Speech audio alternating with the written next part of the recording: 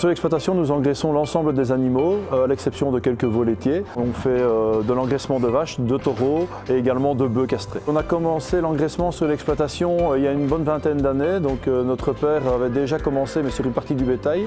Et avant la reprise de la ferme, on a systématisé l'engraissement. On a depuis notre reprise essayé d'améliorer l'autonomie fourragère de l'exploitation pour engraisser avec un maximum de fourrage produit sur la ferme. La raison pour laquelle on a commencé l'engraissement, c'était un accès à la commercialisation. Donc à l'époque, il n'était pas toujours facile de vendre son bétail avec les différentes crises qu'on a connues.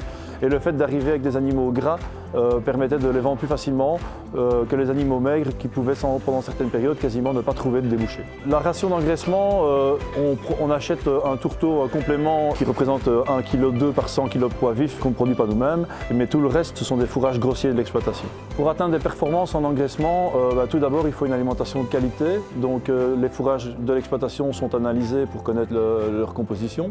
Et alors la dernière chose, c'est avoir des animaux performants. Donc c'est-à-dire une bonne génétique, une génétique saine, des animaux avec des bons aplombs qui s'engraissent bien. Ensuite, on s'est diversifié, on a créé une boucherie sous forme de coopérative. Donc là, on a essayé d'améliorer la qualité vraiment intrinsèque de la viande pour vraiment faire une viande bien grasse, bien persillée, qui a du goût.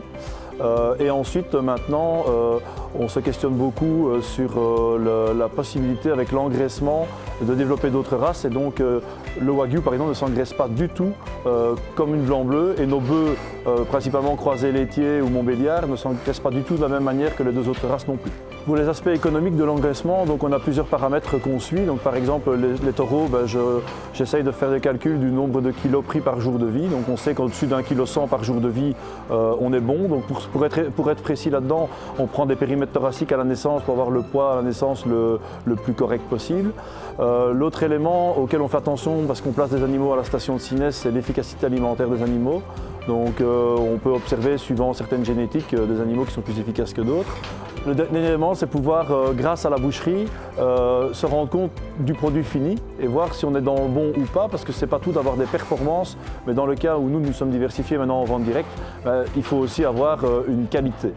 La base de l'engraissement, c'est aussi, ça commence dès la naissance de l'animal, donc c'est vraiment l'élevage des veaux. Donc on a essayé plusieurs systèmes, mais le système qui fonctionne le mieux, c'est de l'affouragement au foin avec un aliment sec pour commencer.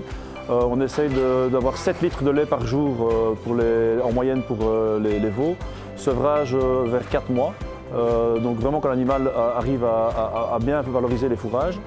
Puis on a la période de transition qui est très importante où il faut vraiment que ce soit un taurillon ou une jeune génisse ne manque de rien jusqu'à l'âge de 8-10 mois pour vraiment avoir une croissance sans discontinuer. Et puis alors à un moment donné, une bonne transition alimentaire vers la croissance et puis finalement vers l'engraissement. Les taureaux, on a même repassé une alimentation au sec parce que voilà, vu les prix qui ont augmenté, on a remarqué encore une marge de progression dans les performances. Et les vaccinations aussi sont un élément important dans mon exploitation. On essaie vraiment de protéger l'animal de toute contrainte pendant sa phase de croissance. Et à la fin, forcément, on a un animal beaucoup plus performant. Et on a aussi des animaux plus sains, donc moins de grippe tardive, moins de choses comme ça. Aujourd'hui, on est très satisfait d'avoir débuté l'engraissement il y a une vingtaine d'années. Il n'y a pas de mauvais choix, mais en tout cas, ce qui est sûr, c'est qu'il faut pouvoir produire un maximum ces fourrages et être le plus efficace possible en termes de coûts de production. Et donc, ça dépend vraiment de tout un chacun et de ce qu'on a comme possibilité sur les exploitations. Comment est-ce qu'on peut optimiser l'engraissement? Déjà, étudier tous les paramètres, donc faire des analyses, avoir le bon conseil indépendant par rapport à ce qu'on peut utiliser sur l'exploitation et venir compléter avec le minimum possible de tourteaux. La deuxième chose, c'est que je pense que si on veut une agriculture de qualité dans le futur et des produits de qualité, il ne faut aussi pas toujours se focaliser que sur la performance. Il faut aussi mettre en exergue la qualité nutritionnelle et la qualité organoleptique de notre viande. Sur l'exploitation, on engraisse les taureaux, des femelles, et les femelles, notre choix se porte sur des femelles de 5 à 7 ans idéalement. Donc c'est vraiment le moment où la vache en fait a terminé sa croissance et donc va beaucoup mieux s'engraisser puisque la croissance est presque terminée.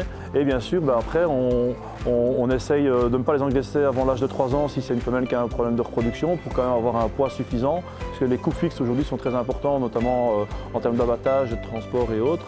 Et donc voilà, c'est vraiment ce qu'on essaye de faire, c'est entre 3 et 4 veaux, 5 à 7 ans l'optimum pour engraisser des vaches. Les outils d'études de performance qu'on utilise sur l'exploitation, on en a plusieurs via l'encadrement de l'EVO. Donc comme on a un bétail inscrit, on a les pesées des veaux à quelques semaines, quelques mois. Donc ils viennent prendre les périmètres thoraciques. On a déjà un premier indice de performance dès quasiment les premiers mois de vie du veau. Ensuite, moi j'aime encore bien de prendre des périmètres thoraciques à certains âges pendant qu'on est en train de réaliser la tonte, et donc de nouveau je fais un petit update de mes poids. Et alors on a également les pesées en ferme et les pesées à l'abattoir et les rendements carcasses de la CW3C. J'ai commencé à compléter le bilan de sortie qui me permet aussi par jour de vie de voir la productivité de mes animaux, et je suis également très attentif, surtout pour les femelles bien entendu, à l'intervalle vélage parce que forcément plus elles sont productives, plus elles sont performantes également, et à la fin bien sûr ça compte dans le revenu de l'animal, il n'y a pas que l'engraissement.